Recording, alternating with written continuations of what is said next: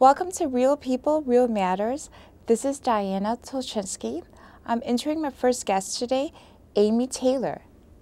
Hello, Diana. Nice to meet you. Nice to meet you. Thank you so much for finding me, and I'm really excited to be talking to you today. Oh, thank you. Tell me a little about yourself. How was your earlier years in life in Evanston? Well, first I'll mention that I'm a metalsmith, and kind of an unusual profession. I don't think there are too many of us in Glenview. I was raised in Evanston, Illinois, which was an incredibly diverse community to be raised in. Mm-hmm. I was very fortunate to be unaware of war and to be surrounded by different cultures and to be introduced to a public school system where I had enormous resources at my fingertip and exposure to hear different kinds of music and see different kinds of things and learn all different kinds of subjects. Tell me about your preschool. That's so unusual about it. Well, I went to a couple of different preschools, but my favorite was through Evanston Township High School. So my mom always teased that I was the first of all the siblings to graduate from high school, even though I was the youngest, because I went to the preschool program through the high school. And it was wonderful because they had some very progressive programs that they would try out on us kids. And I remember it being very bright and colorful, and lots of easels set up, lots of painting experiences, lots of sensory experiences that really helped me open my eyes to color and texture and all things art and music. And It was a wonderful experience. We had a little courtyard, and I remember my first piece of jewelry probably was a dandelion chain that I wove out in the courtyard at preschool. So that's very interesting. And I heard that your grandfather had some memorable years as, something to do with jewelry? Yes, he was an executive for an oil company in central Illinois and Wood River, Illinois, and they went on strike, and he decided to keep himself occupied that he would take up watchmaking.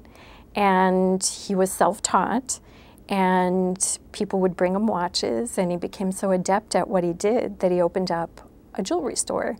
And then he outgrew that jewelry store, so he opened up another jewelry store. And I remember being a very small child, walking up the little stairs to his workshop that overlooked his storefront in Wood River. And he had little magnifiers on his glasses, and I'd be watching him work on tiny little gears and everything having to do with watches. He also did jewelry repairs.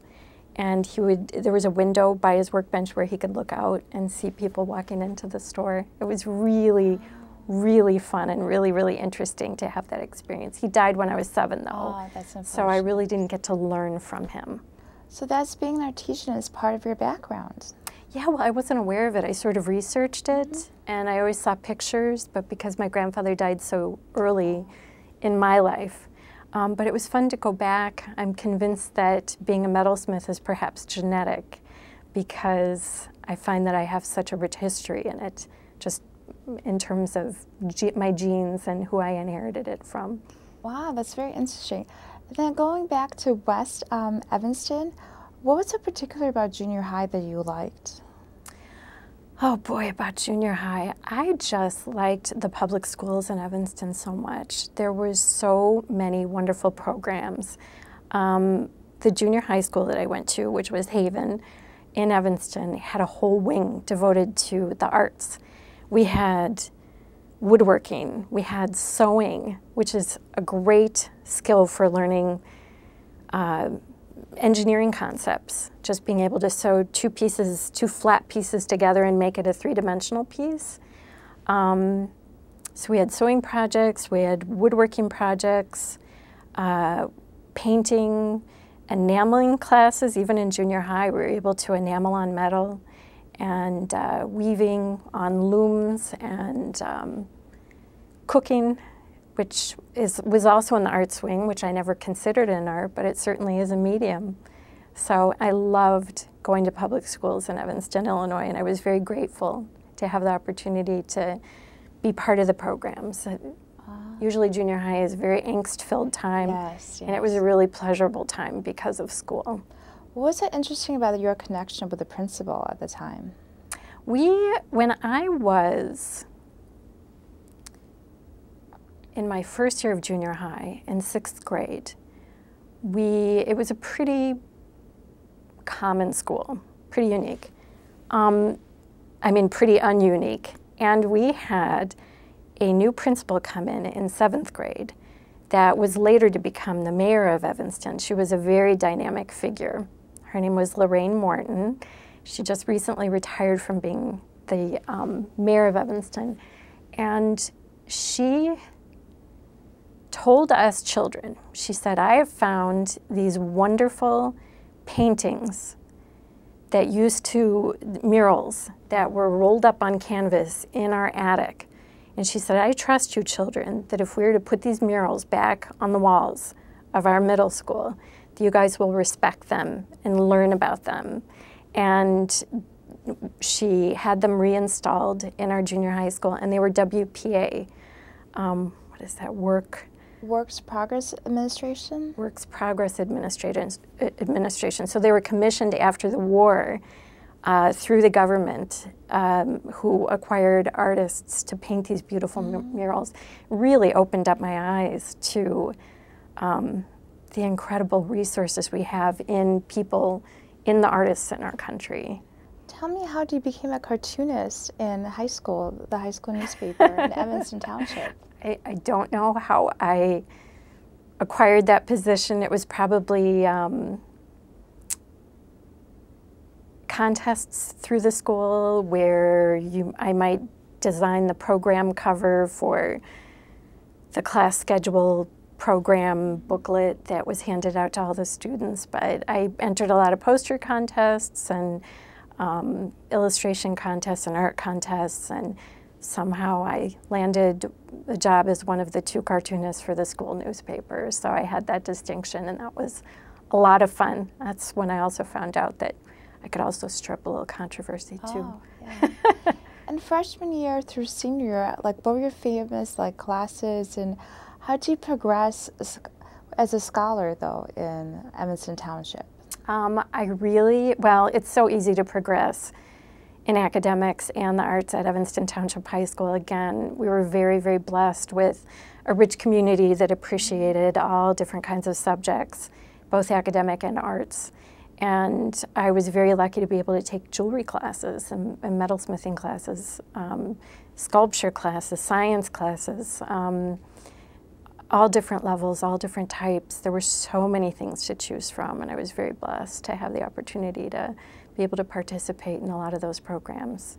How did your mother push you into being more college-bound in Evanston Township? Well, she was a very independent soul.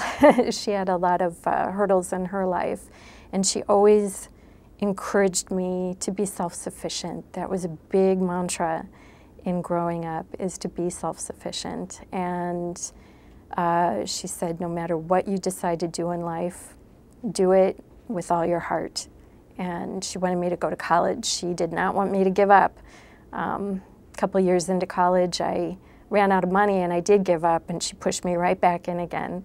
So, and I'm glad she did, because I've discovered that having a college degree is very beneficial nowadays. It's almost necessary to acquire a job. Fortunately, I'm self-employed, but oh, yes, yeah. Yes. Did you get a scholarship for the Evanston Figurative Society? The Figurative Art League of Evanston, yeah. I had quite a few things in high school. I trying to think back, but Figurative Art League, I must have entered a contest and won a scholarship that allowed me to paint and draw figures, models, something that you really don't have the opportunity to do when you're in high school. So I was glad to be able to do that on Saturdays. That was really wonderful. I got an early start doing gesture drawings, learning about musculature, and it was good to have that experience. So yes, I did. I also won a scholarship to college from my high school. Yeah. And that was really nice. Tell me how it made you like compete for the debris diamonds? Like what was that anything that influenced you? Was it the confidence from your art, or is there a special teacher that encouraged you to get into that? When I was a freshman in college, I found out about this contest through De Beers Diamond Mines. It was a diamond design competition. For me, it was very intriguing. I had only painted my designs. I'd never, when you have fantasies of coming up with these big, expensive diamond pieces, and you're a student, you don't have the resources to be able to finish them, to make them or finish them. So here was an opportunity for me to paint my designs and to show them what I could offer the industry if they would give me the opportunity to manufacture them. And so I entered this design with several renderings, 6 renderings to be exact, of some designs that I had come up with that included fancy shaped diamonds. And I was lucky enough to have 4 of those designs chosen to be manufactured through the industry, by the industry. So there were 4 independent jewelry companies on the East Coast that were each given one of my designs, and I got to see my designs made up, finished products, which was really quite a thrill. Did they fly you out to New York? They did. I know. I went to school out there my first 2 years. I went to Parsons School of Design and enjoyed the experience a lot. I ran out of money after a couple of years and dropped out. So it was really exciting for me to find out that I had won. And they flew me back, and they put me up at the Plaza Hotel, and I just was in 7th heaven. I was 19 years old. I was able to travel on my own, fly in a plane, stay in a hotel all on my own, and be the recipient of a really prestigious award. It was very exciting. How did you like the culture class from the standard Midwest to trendy New York scene? Oh gosh, it was pretty hard. It was very difficult to move from Evanston to New York City. I think Evanston prepared me very well. It's such a diverse community. So it prepared me for the diversity. But being in New York, especially in the design field, even if you're a student, very highly competitive. You eat, sleep, and drink your work, and you push forward, and you push everybody else out of your way. And it was not a culture that I really felt completely comfortable with. You were also working at Diana Tulchinsky, gourmet foods in New York? When I was in high school, my mom and I dreamed of opening up a cafe. There were so many things I wanted to do. It was hard to kind of narrow down what I really wanted to do in the end. So food was always a big medium for me to play with too, not just metal. And so I got a job with Mr. Dean and Mr. DeLuca, who have a pretty well-renowned store in New York called Dean and DeLuca's. I worked for them when it was still just a little cheese shop, and it was really exciting. Being exposed to different kinds of food and the people that made all those different kinds of foods I'd never heard of, very artistic foods, spectacle foods, you know, really interesting things, and to meet people that came into the shop. That was interesting too. How did you like your first 2 years in Parsons? Like, did you like their color theory? Was it demanding to decide to be into metals? What happened, I enjoyed my 2 years at Parsons very much. I wish I could have completed 4 years, but actually the change ended up being better for me. I wasn't completely comfortable out there because it was so competitive, and the workload was very heavy too. Most universities you go to, you might take 16 credit hours. They required about 24 credit hours a semester. So it was a really heavy-duty load. Color theory was wonderful. I have a great interest in science, and for me it was sort of melding science and art a little bit. That was absolutely fascinating. I enjoyed it out there a lot. Tell me about the death of Perry Ellis in your faculty and Parsons. I really thought when I went to Parsons School of Design, this was long before Project Runway, but I really thought that I'd be majoring in fashion design. When I got out there, I realized I was probably not cut out for that, extremely highly competitive. But one of the reasons that I wanted to go to Parsons was that Perry Ellis was on the faculty out there, and he was a designer that I absolutely adored and wanted to emulate. And unfortunately, he passed away when I was in school out there, so I never got a chance to work with him or meet him. After my freshman year, they forced us to pick a major, and I kind of did that through process of elimination. Parsons is a design school. It's not an art school. But I realized I was really more of an artist than a designer, so I didn't go into any sort of commercial design like fashion or package design or anything like that. But I didn't want to take painting or anything that really wouldn't gear me towards making a living. And so I sort of picked through, and through process of elimination, I ended up picking metals and jewelry as a major. I'm really happy I did. Wow, Yeah. And then you transferred to University of Illinois, like more of the standard Midwest academic life. I did. Well, I dropped out of Parsons, and then my mom, I was very lucky. I came back to the Midwest, and I got a job with a jeweler in Evanston, Peggy Robinson Designs, and worked there for a couple weeks. My mom said, you know what, I'm afraid you're never going to go back to college. You really need to go back to college. So mid-semester, I ended up transferring to University of Illinois in Urbana, and it ended up being a fantastic experience. I was able to take real academic classes, which at Parsons was a little bit more limiting.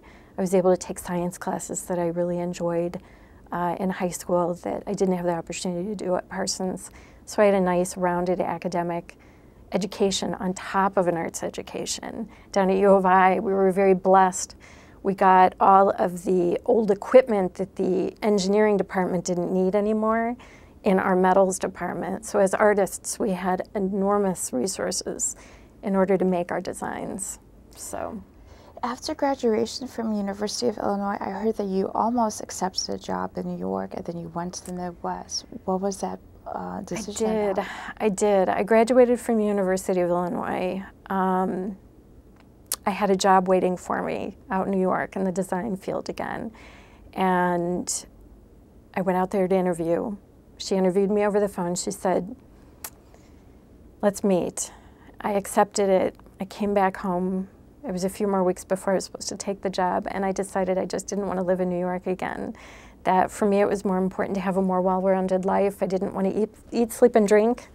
My profession in order to try to make a living in a very congested town.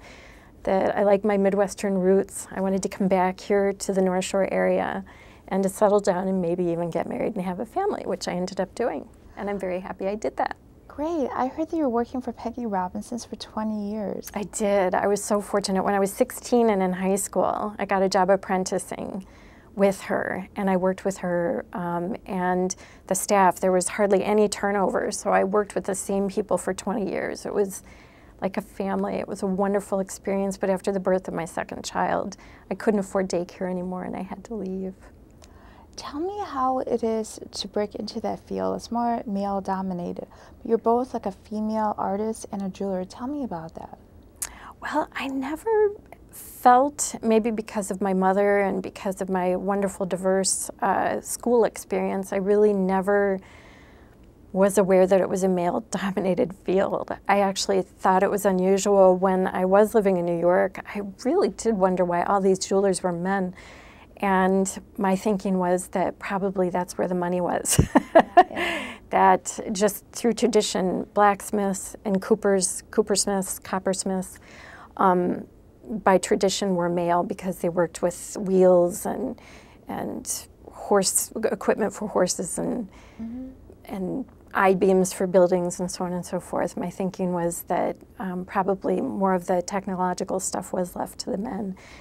And if you're a jeweler, it actually is a very technical thing, but it also takes a lot of money. And since money was primarily owned by men back then, I think it's traditionally been. But I think women are closing in. So. How did you get into the electrolysis after the 20 years? I mean, it's a exciting field. And Yeah. Well, I worked for Peggy for 20 years. I became self-employed, which I still was, but I've always been interested in science. There was a big debate whether to become a nurse or whether to become an artist. And I had an opportunity to get my licensing as an electrologist.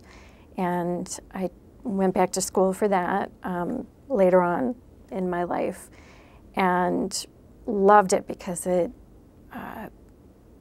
got me to think about science. The sciences, again, histology and biology and dermatology. Wow. And that was really fun to be able to do that again and be able to work more closely with people rather than to be isolated in a studio. So I enjoyed that. I did that for several years, for about 7 years, and then I retired from that. So. How was your family developing? I heard that you have an adopted son and you have a son with autism spectrum. I do. I always wanted to adopt. And my very first son we adopted from Chile. Mm-hmm. It was something that, a country that my husband was interested in. He always had a pen pal growing that lived in Chile, so we chose Chile to adopt from. And we have a wonderful son, and was recently reunited with his biological family. And so now we're one giant, extended, big, happy family that span North and South America. So. Wow. How was your travel there? Even though you didn't understand any word of Spanish, how did you see the sights and how did you get involved there? It's just incredible when you've been raised in Illinois your whole life and in cities your whole life, and then you go see the Andes mountain range for the first time. It's a religious experience. I went to Machu Picchu last year in Peru, and it was just an incredible experience. The ancient cultures that we just don't have here in the United States. I love traveling, and I always feel that when I do, I bring back a little part of the culture that I've gleaned and put it in my work. So when I came back from Peru and Chile last year, I found that I was incorporating a lot of elements into my designs that I had seen down there. Oh, what kind of countries did you go through globally, like in your lifetime? When I was young, I had an opportunity to go to the Soviet Union before it was Russia. And so it was really interesting culturally, but it also was a beautiful experience to see the Hermitage, to tour the museum there, and to see some amazing artworks that not too many Americans at that time had the opportunity of seeing. So. Did you develop an interest in the history of jewelry from any other country or just America? Oh my gosh, yes. There are hoards and discoveries all the time, ironworking and different ships that they uncover that have different jewels and coins. And I love hearing about and learning about the history of jewelry and how it developed. And it always influences my current work. Are you involved in the Parent-Teacher Association in District 225? Not necessarily District 225, but in District 34 here in Glenview. I helped with their art enrichment program, which was a program incorporating parents to come into the classroom and teach art enrichment and appreciation to kids. And we all found out through that program that the kids were teaching us. It was a really fun experience. And now I'm involved with the Glenview Art League, which I encourage everybody in Glenview to look into, look at our website. And how can I find your jewelry on the internet? www.amytaylorjewelry.com. And on my website, you can see images of my work, and it'll also connect you to the galleries that I carry through and the little online shop that I have. So please come visit. Oh, sure. And how important is to keep up with the progress of computers or math training for artists? For any female artists do you want to inspire? Oh my goodness gracious. Well, think about your vocation carefully, because if I had gone into film or any sort of media that has a digital bend to it. I think it's really important to keep up with the software and technologies. In my field, metalsmithing, our equipment hasn't changed in 10,000 years, really. So I like that. I like working very simply with as few tools as possible. And I just like not having to keep up with technology too much. So, but I do social networking for marketing. So it is very important to keep up with knowing how to market your work. And what type of interest do you have at the Glenview Art League? I understand you did the website. I helped redesign their website. I input all the information recently. It's really, really important as a community that we keep arts alive. I'm very, very involved in making sure that we as artists in Glenview have a voice and have a venue where we can expose our talents and also be able to nurture the next generation of artists coming down the pike and get them involved in the arts in Glenview and exposing and marketing their work outside of Glenview too. Do you have any tips for college students picking up the right academy, like the School of Art or Columbia, or what to look for and what to avoid? I would say think really carefully about whether or not you want to go into design or art. There are art institutes out there and there are design schools. And one really is more based on subcontracting your work and being a facilitator of design rather than doing your own work. Art institutes and art schools are a lot about doing your own work and not necessarily marketing it, learning how to market. So. Oh, thank you, Amy. Thank you for watching Real People, Real Matters. This is Diana Tulchinsky with my guest, Amy Taylor. Thank you so much for having me. It's been a pleasure talking with you today. And thank you for watching us again.